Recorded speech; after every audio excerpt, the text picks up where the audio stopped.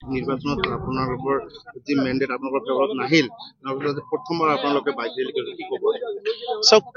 আমাৰ সাধাৰণ সম্পাদক ৰাজু নাৰ্জাৰী ডাঙৰীয়াৰ নেতৃত্বত আজিৰ পৰা অহা 8 তাৰিখলৈকে প্ৰায় গহপুৰলৈকে এটা বাইক ৰেলী তেখেতসকলে লৈছে আৰু এই বাইক ৰেলীৰ দ্বাৰা UPPLক পুনৰ শক্তিশালী কৰা আৰু লগতে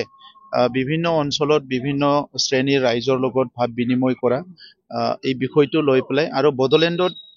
পুনৰ যিটো শেহতীয়াভাৱে বম ব্লাষ্টৰ নিচিনা ঘটনা হৈছে বিভিন্ন বজাৰ সমাৰ পূজাবিলাকত মদ ভাং যোৱা প্ৰচলন হৈছে আৰু আজি সিন্ডিকেটৰ পৰা আদি কৰি যিবিলাক পুনৰ আৰম্ভ হৈছে এইবিলাক দেখা পাই পেলাই সমাজৰ বিভিন্ন শ্ৰেণীৰে শংকিত হৈছে আৰু UPPL দল হিচাপে যেহেতু এটা শক্তিশালী বিটিআৰ গঢ়া আৰু বড়োলেণ্ডৰ 26টা জনগোষ্ঠীক লৈ একেলগে আগুৱাই যোৱা যিটো এটা এজেণ্ডা আছে এই গোটেইখিনি বিষয়ক লৈ পেলাই এই ৰেলীৰ দ্বাৰা বিভিন্ন শ্ৰেণীৰ ৰাইজৰ লগত তেখেতসকলে ভাৱ বিনিময় কৰিব আৰু ইয়াৰ পিছত আমাৰ দলীয় যিবিলাক কাম কাজ বিলাক ইতিমধ্যে আৰম্ভ হৈছে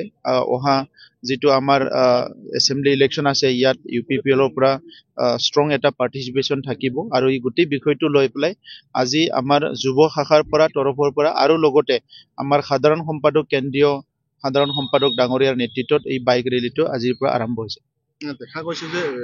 আমাৰ হিয়াৰ মতে প্ৰাণৰ শিল্পী জুবিন গাৰ্গ ইতিমধ্যে নাই বিচাৰি গোটেই অসমতে আন্দোলন হৈছে এই ক্ষেত্ৰত UPPL কি ভূমিকা হ'ব? আমাৰতো আমিও কৰি আছো ইপিনে ওদালগুৰিৰ সিদিনা ৰেলী হৈ গ'ল আৰু আজি যিটো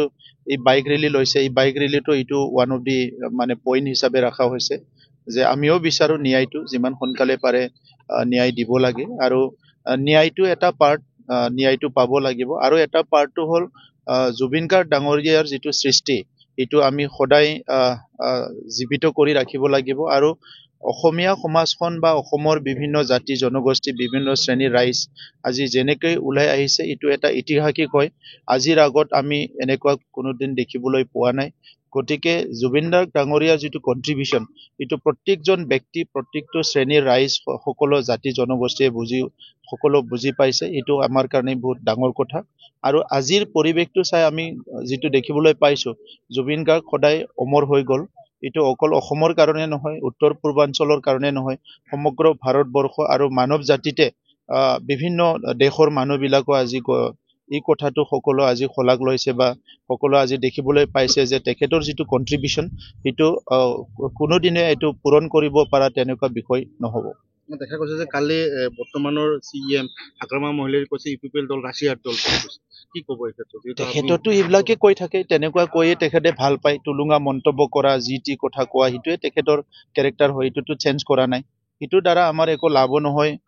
এইটোৰ দ্বাৰা আমাৰ একো লজো নহয় এইটো সমাজৰো একো লাভো নহয় লজো নহয় তেখেতক তেনেকুৱা ব্যক্তি বুলি জানে আৰু চবে আৰু দেখা গৈছে যে যিহেতু এপছুৱে ইতিমধ্যে এটা ডিমাণ্ড লৈ যে বিটিআৰ চুক্তি পুংখানুপুংখভাৱে ৰূপায়ণ হ'ব লাগে বুলি আন্দোলন কৰিছে বা প্ৰতিবাদ কৰিছে তেনে ক্ষেত্ৰত তেখেতে কৈছে যে যিসকলে বিটিআৰ চুক্তি কৰিছে তেখেতসকলে এইবিলাক কৰক আমি কৰিবলৈ নাই এই কিন্তু এটা দায়িত্বহীন মানুহৰ বক্তব্য দায়িত্বহীন মানুহে তেনেকা কথা কয় এতিয়া BSC চুক্তি হৈছে BTC চুক্তি হৈছে BTR চুক্তি হৈছে বা আমাৰ কাৰণে বা এই অঞ্চলৰ কাৰণে কিবা এটা হৈছে এইটো সকলো কাম এইটো শলাগ ল'ব লাগে বা এইটো ওয়েলকাম কৰিব লাগে বা ইয়াৰ ইমপ্লিমেন্টেশনৰ কাৰণে সবে কাম কৰিব লাগে যদি এইটো কোনোবা ইগনোৰ কৰিছে এইটো দায়িত্বহীন মানুহৰে কথা যেহেতু ইণ্ডিয়াত আপোনালোকে ইতিমধ্যে চৰ্চা চলিছে ইণ্ডিয়াৰ পৰা ওলাই আহিব এনেকুৱা একো সিদ্ধান্ত হোৱা নাই পৰৱৰ্তী সময়ত যেতিয়া আলোচনা হ'ব সিদ্ধান্ত হ'ব আপোনালোকক জনাই দিম।